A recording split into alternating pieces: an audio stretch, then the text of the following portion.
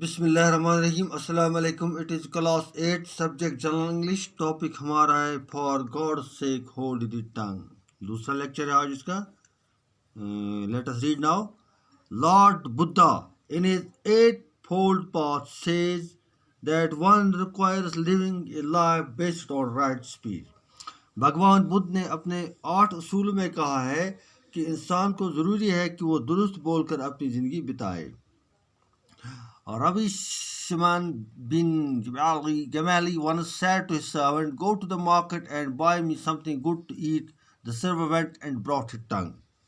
राहिब शमून बिन जमाली ने एक बार अपने नौकर से कहा, बाजार जाओ और मेरे खाने के लिए कुछ अच्छी चीज़ लेकर आओ।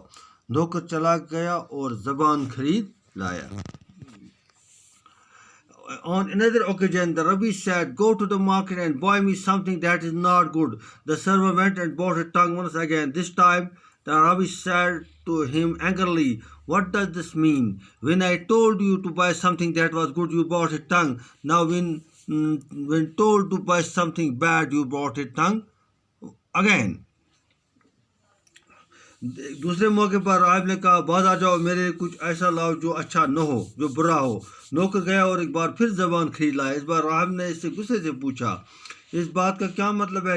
जब मैंने तुमसे कुछ अच्छा खरीद कर लाने के लिए कहा तो तुम एक ज़बान खरीद लाए।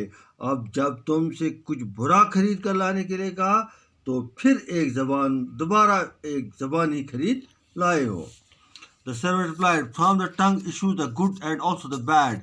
There is nothing better than a good tongue and nothing worse than an evil one." नौकर ने जवाब दिया, ज़बान से अच्छा भी निकलता है और बुरा भी। एक अच्छी ज़बान से बेहतर और कोई चीज़ नहीं होती और एक बुरी ज़बान से बदतर और चीज़ नहीं होती है।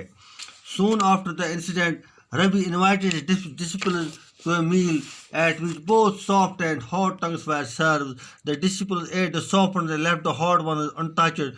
Noticing this, the Rabbi said to his disciples, "As you choose the soft tongue and reject the hard one, so also use only a soft tongue in your conversation with one another."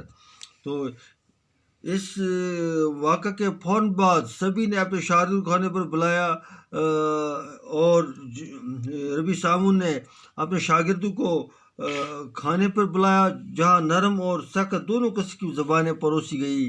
शागिर्दों ने मुलायम ज़बानें खा लीं और सख्त वाली ज़बानें बगैर छुए ही छोड़ दी। इस बात को देखते हुए रबी सैमन ने अपने शागिर्दों से कहा, जैसे तुमने नरम ज़बान को चुना है और सख्त वाली ज़बान को छोड़ दिया है, इसी तरह एक दूसरे से अपनी बातचीत में सिर्फ नरम ज़बान का इस्तेमाल करो। In this context, a quotation by Quarles is worth mentioning. Give no the tongue to create liberty, lest it takes the prisoner. A word unspoken is like the sword in the scabbard thine. It wanted the word is in another hand. If you desire to be held wise, be so wise as to hold the tongue. इस ज़मान में कुरान करीम की एक मिसाल बयान करने के काबिल तारीफ़ है। अपनी ज़बान को इतनी आज़ादी दो। इस ज़मीन में कुरान करीम की एक मिसाल बयान के काबिल है। अपनी ज़बान को इतनी आज़ादी दो, कहीं ये तुम्हें अपनी कैदी न बना दे। एक नागुफ्ता न बोला हुआ लफ्ज़ होता है, मयान में रखी तलवार की तरह।